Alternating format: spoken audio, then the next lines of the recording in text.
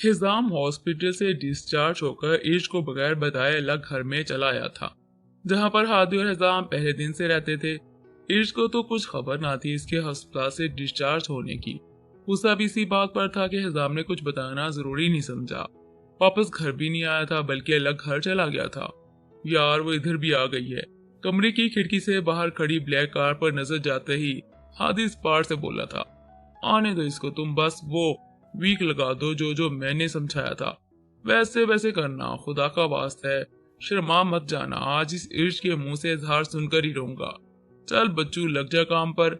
Mirror के सामने पड़ी लड़कियों जैसी वीक की तरफ इशारा करते हिजाम खुद पर कंबल दुरुस्त करता है, मगर असल में इसे ज्यादा हरकत नहीं होती थी।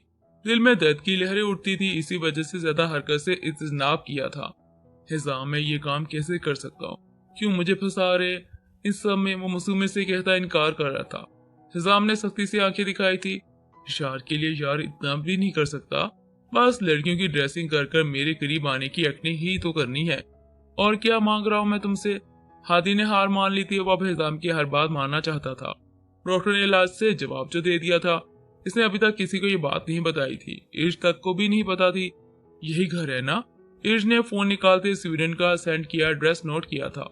इस घर के ऊपर वाले कमरे को देखा जिसकी खिड़की सारे शीशे की थी, पर्दे एक तरफ को थे मगर थोड़ा सा अंदर का मंजर बाहर नजर आता था। ओके मैं कोशिश करता हूँ, मगर तुम छुछोरेपन पर मत उतर आना। ओ फादी तू कर सकता है, हाय जान। लंबा सांस खींचते हादी ने लंबे बालों की विग लगाते सर तक पैर तक खुद पर दुपट्टे को कवर किया और चार लड़कियों जैसी चलते अपने बैक साइड इस बड़ी शीशे की खिड़की से लगा गया था। हिजाम को अपनी तरफ आने का इशारा किया, जबकि हिजाम की हंसी कंट्रोल से बाहर थी। कमन बेबी।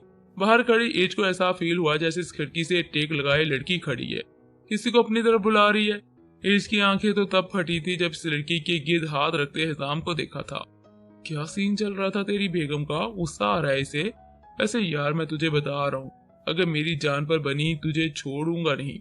हादी की कमर को कसकर पकड़ते हिजाम ने इसके कंधे पर ठोड़ी रख दी थी, जबकि दिल हादी तोबा तोबा कर रहा था। इस हिजाम के एक्शन और अपने रिएक्शन पर काम बन रहा है, ऊपर आने वाली है, बस कुछ देर और। हिजाम ने आंखें छोटी कर नीचे खड़ी ईर्ष को घूरा था।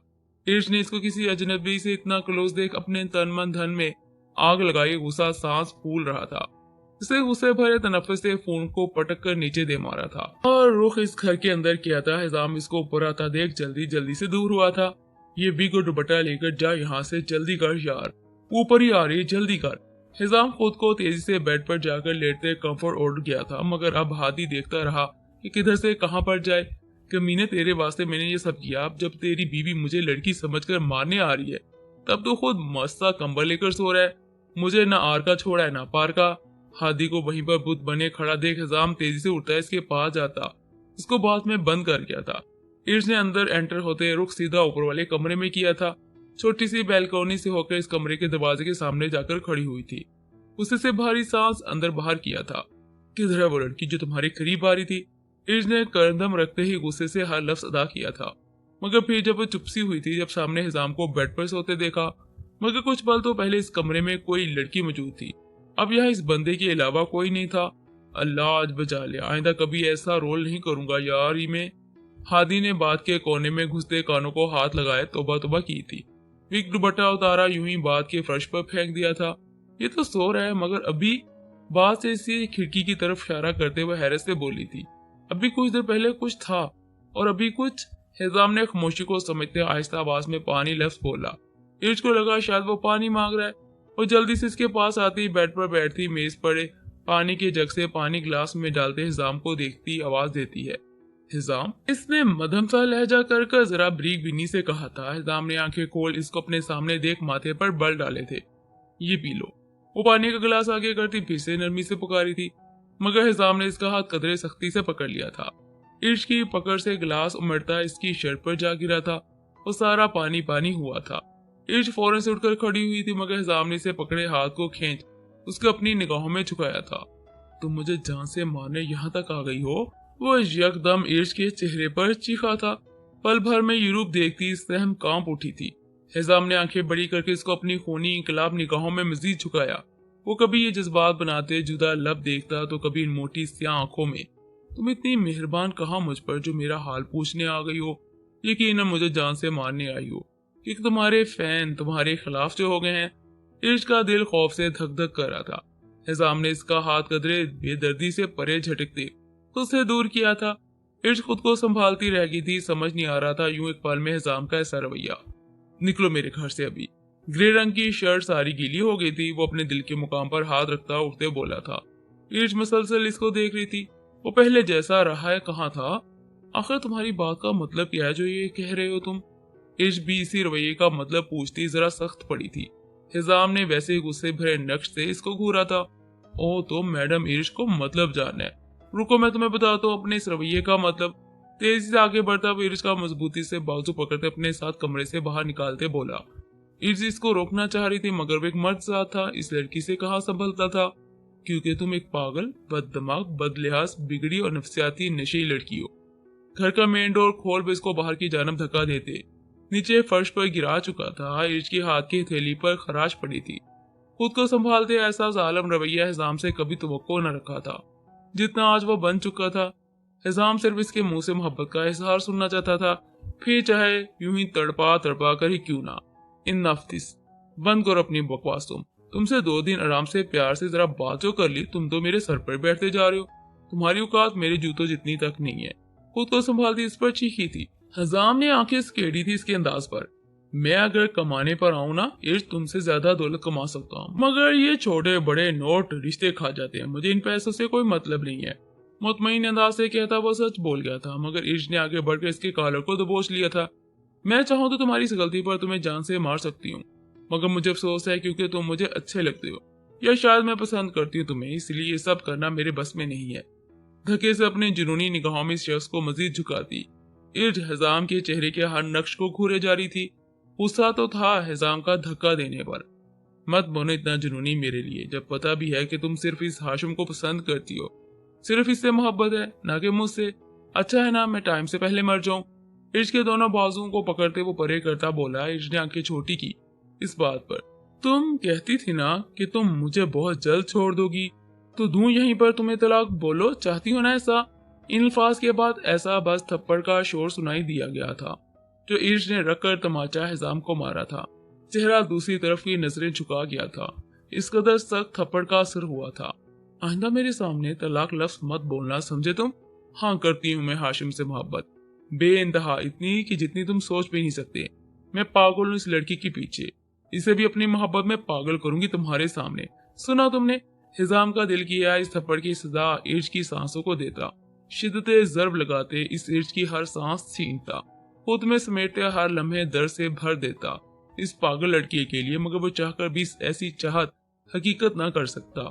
इर्श ने जो भी कहा गुस्से पर से काबू खोकर कहा था। इस शख्सियत की सारी अना इसका गुरूर यार का दावा है। वो जो कहता है करके दिखाता है। अगर मुझसे मोहब्बत नहीं तो यही याद रख लो कि तुम अभी कुछ पल पहले मेरे पीछे पागल जुनूनी बनी थी, कहती फिर रही थी हिजाम सिर्फ मेरा है।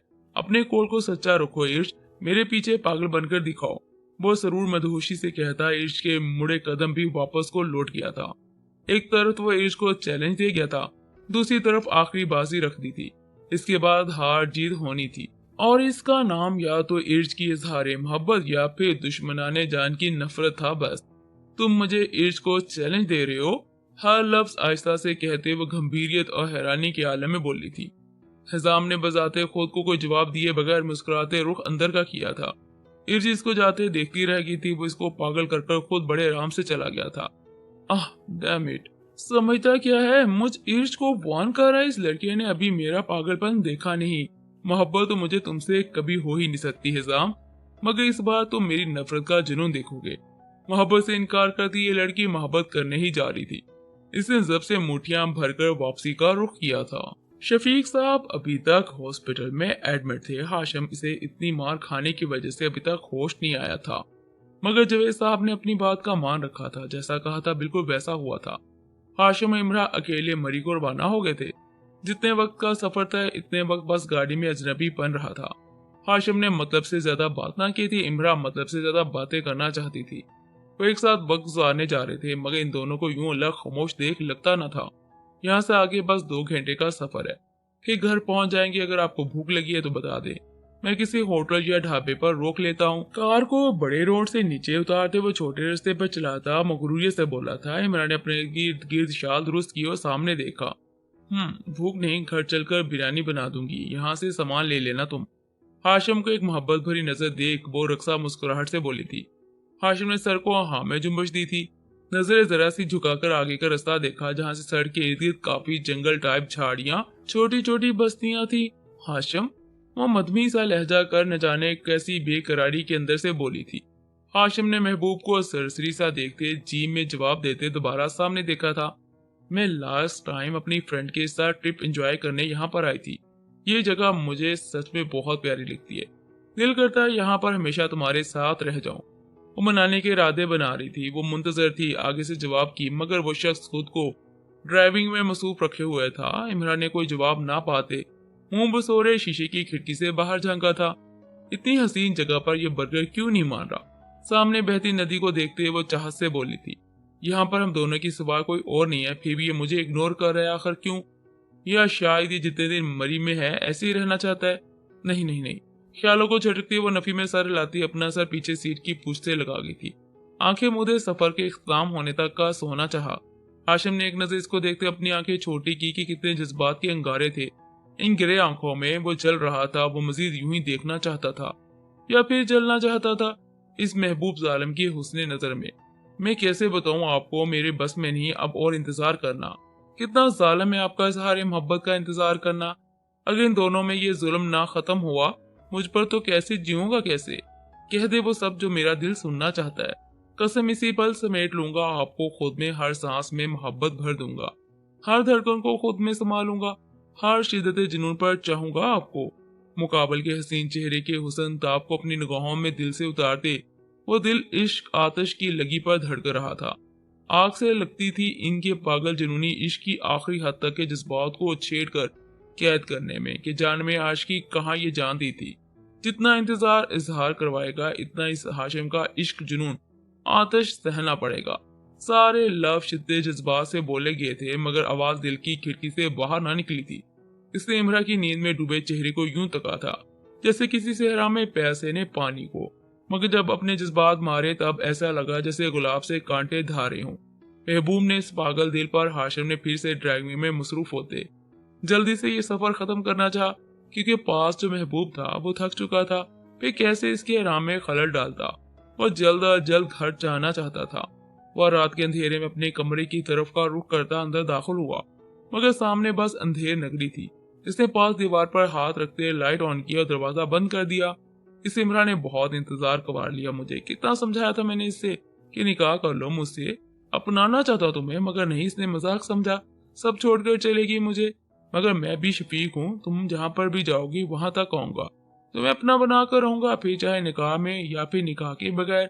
सामने इमरान हाशिम की तस्वीरों का ढेर देखते वो शैतानी मुस्कुराहट से बोला था। इसने पास जाते इमरान की तस्वीर दीवार से उतारते हाथ में पकड़ी थी। लगता है तुम्हें अब निकाह के बगैर हासिल करना होगा, क्योंकि तुम मेरी रखेल बनोगी अब। तस्वीर को चूमते वो कोई पागल शख्स मालूम होता था। इसे किसी आने की आहट महसूस की तो जल्दी से हाथ में पकड़ी तस्वीर जैकेट की पॉकेट में डाली और दरवाजे के पीछे छुप गया। मुलाजमा ने दरवाजा खोला मगर अंदर दाखिल ना हुई थी, क्योंकि पीछे से जवेद साहब की बात का हुक्म जो मिला था, शफीक के कमरे की तलाशी लो, जो भी सबूत मिले वो मुझे बताना, फिर इस कमरे को बंद कर देना हमेशा हमेशा के लिए।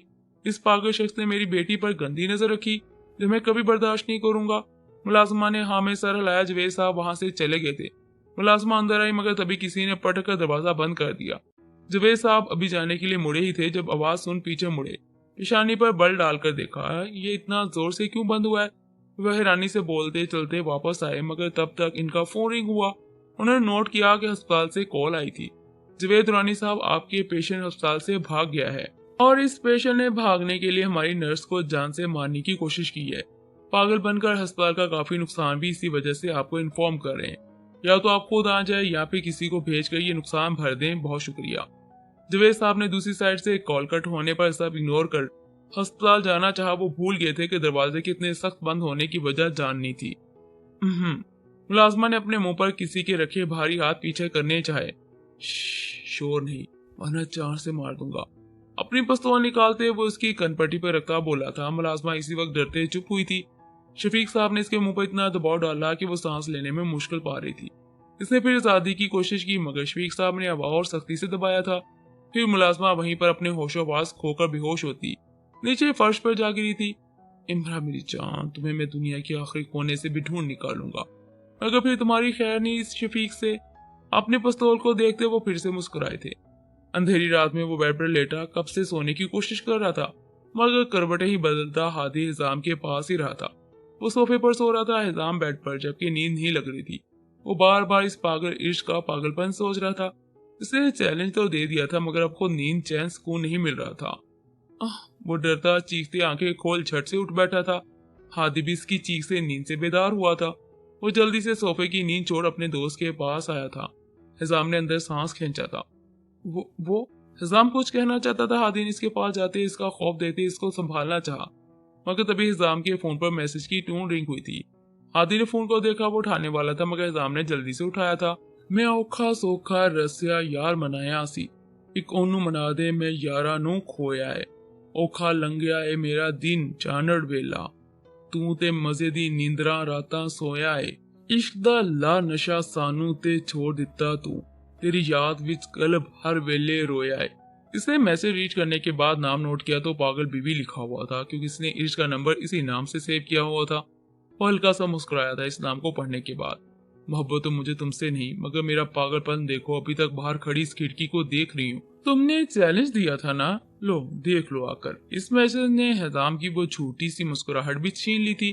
कंफर्ट को खुद से परे करता उठकर खड़ा हुआ हादी फौरन से बोला, तो ठीक है ना हिजाम, किसका मैसेज आया तुझे और किधर जा रहा है? हिजाम बगैर कोई जवाब दिए इस खिड़की के पास आया। इसे नीचे की तरफ देखा था जहाँ पर खड़ी इर्ज बारिश में भीग गई थी। अब मालूम हुआ था तब से वो बारिश में खड़ी भीग रही थी। अपनी तबीयत का भी ख्याल ना किया था।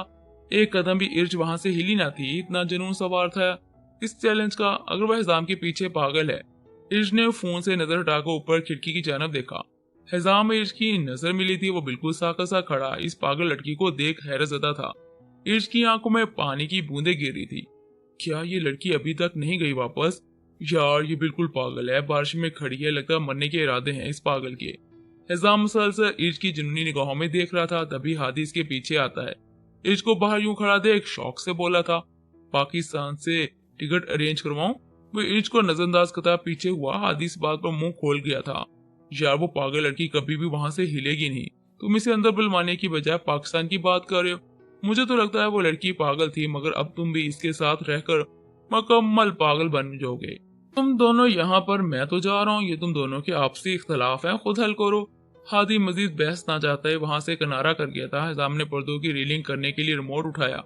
बार बार बटन प्रेस कर रहा था मगर पर्दे आगे नहीं होते थे। वो गुस्सा करने लगा इसके खराब होने पर मगर तभी फोन रिंग हुआ। इसने इसी पल उठाया और रुख फिर से इस खिड़की की जानब किया था। पर्दा पीछे नहीं होगा जब तक ये इर्ज ना चाह ले। दोनों तरफ फोन कानों से लगा था। हिजाम ने इसकी बेखौफ अंदाज समझ पेशानी पर बल डाले। एक पर्दा नहीं आगे होता था और वो इस इर्ज को देख ना सकता था। ऊपर से वो अभी तक वहीं खड़ी थी। वो शायद गलत फैसला कर गया था इस पागल रीच को चैलेंज देकर। वो सच की हिजाम के लिए पागलों जैसी हरकतें कर रही थी। हिजाम ने खुद ही बस की और इसके पास जाना चाहा। तेजी से कमरे से बाहर निकला। इसने तेजी से सीढ़ियां उतरी। वो जानता था तेज भागना सांस खराब करेगा मगर वो फिर भी भाग रहा था। और जैसे बाहर आया वो इससे काफी दूर खड़ी थी। हिजाम हॉल के डोर के बाहर और इर्ज गार्डन के लॉन में। वो तो छत के नीचे खड़ा था मगर इर्ज मुकम्मल सतह पैर भीग गई थी। वो सब भूल एक कदम आगे बढ़ा। बेशक एक दूसरे से दूर खड़े थे मगर नजरें चेहरे को अच्छे से देख लेती। इर्ज के कान से अभी तक फोन लगा था मगर अब आहिस्ता आहिस्ता वो फोन को नीचे कर रही थी। बाल भीगे एक दूसरे से चिमट से गए थे। हिजाम इसके चेहरे पर गिरे पानी के कतरों को देख रहा था तो बिल्कुल छोटे छोटे बूंद से थे। इसकी आंखों ने जितना बारिश का पानी पिया था इसके तहत आंखें सुर्ख हो गई थी। इर्ज ने सर झुकाकर मुस्कुराते अपने निचले होंठ को दबाया था।